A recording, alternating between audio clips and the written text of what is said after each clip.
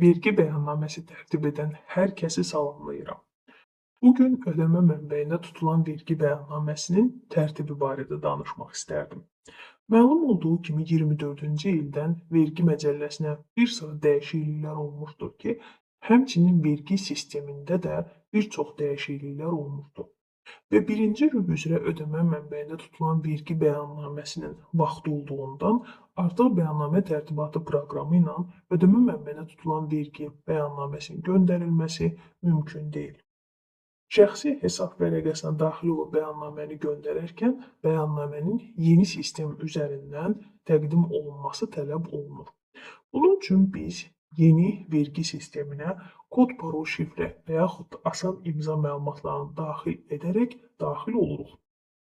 Daxil olduqdan sonra sol tərəfdə bizim üçün bəyannamələr bölməsi var ki, bəyannamələr bölməsindən daxil olub yeni bəyannamə hissəsini seçirik və buradan müvafiq olaraq ödəmə mənbəyində tutulan vergi bəyannaməsinin seçimini başlayırıq. Və dövr üzrə, birinci rüb üzrə 2024-cü il üzrə məlumatları təqdim ediriksə, bu şəkildə daxil edirik. Lakin ola bilər 23-cü ildən bəzi bəyannamələrə dəqiqləşmə veririksə, o zaman o devri seçib və aşağıdan bəyannamə növünü dəqiqləşmiş seçirik. Və nəzərinizə çatdırım ki, bu zaman təqdim olunan ötən rüblər üzrə məlumatlar açılan pəncərədə görünəcəkdir. Davam et xanasına basaraq artıq bəyannaməyə keçid edirəm. Ümumiyyətlə, ödəmə mənbəyində tutulan vergi bəyannaməsinin yeni tərtib olunmasının bir sıra üstünlükləri var ki, onlardan biri də Excel nümunələrinin əlavə olunmasıdır. Məlumatları çox olan müəssisələrin bir-bir məlumatları daxil etmək əvəzinə Excel template-lər üzərindən işləməsi daha rahat olur. Lakin gəlin ilk olaraq məlumatları necə daxil edirik, onları nəzər salaq. Əlavə et düyməsi var ki, əlavə edərək, məsələn, ən çox ödəmə mənbəyində tutulan vergi bəyannaməsi icari haqlarına görə təqdim olunur ki, 1607-ci sətr hüquqi şəxslər üzrə olarsa, hüquqi şəxslər üzrə icari haqqı seçilir və böyünü daxil edilir.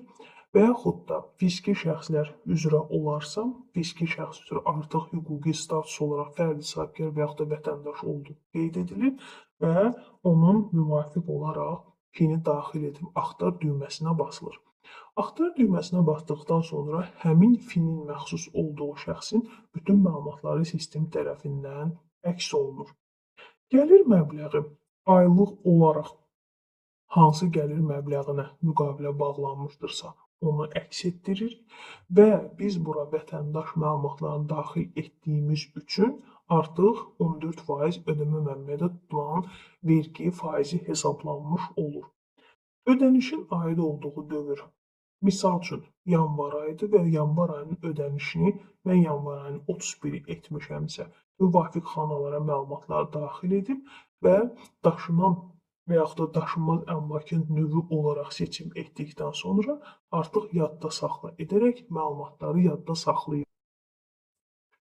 İcarə məlumatından başqa bizim daha çox təcrübədə daxil etdiyimiz məlumatlardan digəri də rezident şəxslər üzrə dividend gəlirləridir ki, dividend gəlirləri üzrə sətri seçdikdən sonra dividendi ödədiyimiz şəxsin statusundan asılı olaraq seçim edirik və onun məlumatlarını da daxil etdikdən sonra axtar düyməsinə basıb və gəliri daxil edirik və 2024-cü ildən vergi məcəlləsinə edilən dəyişikliklərdən biridir, ödənilən dividendə görə faizin 10%-dən 5%-ə endirilməsidir ki, artıq yeni bəyannamədə o öz əksini tapır.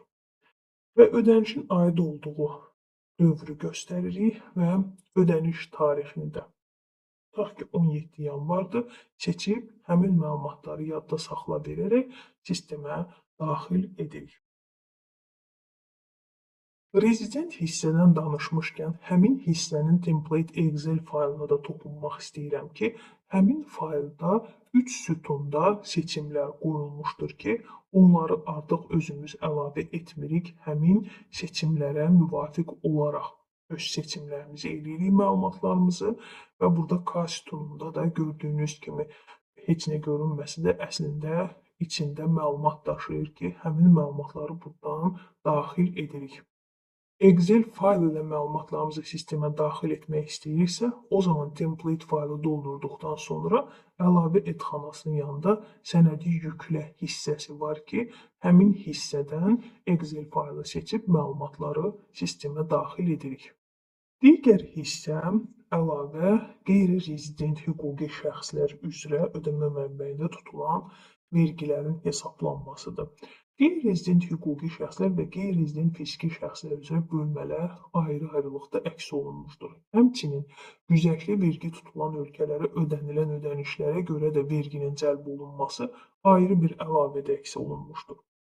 Misal üzərindən qeyri-rezident hüquqi şəxslərə ödənilən ən çox təcrübədə istifadə olunan beynəlxalq daşımalara görə ödənilən gəlirdən verginin tutulmasıdır ki, məsələn, biz hər hansı bir müəssisəyə daşımaya görə gəlir ödəmişik və onu ödəmə mənbəyində tutulan vergi bəyannaməsində əks etdiririk və onun müvafiq məlumatlarını daxil edirik və müvafiq məlumatlarını daxil etdikdən sonra rezident olduğu ölkədə vöyünü, həmçinin qeydiyyat ünvanını, hansı ki biz həmin ödəməni apararkən bank ödəmə tapşırığında da rezident olduğu ölkədə olan ünvanını qeyd edirik. Həmin ünvan məlumatlarını qeyd etdikdən sonra ödədiyimiz məbləği qeyd edirik və müvafiq olaraq ona uyğun da 6% hesablanmış olur və ödənişin aid olduğu dövrü seçib və ödəniş tarixi hansı dövrə təsadüf edirsə, o qeydlərimizi aparırıq və əgər bizim qarşılıqlı razılaşmalar əsasında əldə etdiyimiz detal 03 razılıq məktubu varsa, onun kargüzarlıqdan nömrəsində daxil edirik ki, bu ölkələr arası güzəştlərin tətbiq olunması üçün arayış növüdür. Məlumatları daxil etdikdən sonra yadda saxla verib əlavə etmiş oluruq. Hər hansı məlumata düzəliş etmək istəyiriksə, redaktə et bölməsindən eləyirik və yaxud da məlumat artıq oldusa, o zaman sil düyməsindən silə bilirik. Və bir də onu qeyd edim ki, hər bölməyə uyğun Excel nümunəsi fərqlidir. Məlumatları daxil etdikdən sonra verginin hesablanması bölməsində daxil etdiyimiz məlumatların sətirlər üzərindən bir də nəzər yetirib, sonda hesablanmış vergiyə nəzər sala bilərik və əgər məlumatlarımız doğrudursa, o zaman təsdiq et düyməsini basırıq və təsdiq et düyməsi basdıqdan sonra artıq göndərdiyimiz bəyannamə məlumatları şəxsi hesab vərəqəsində əks olunacaqdır. Ödəmə mənbəyinin tərtibi barədə bu qədər.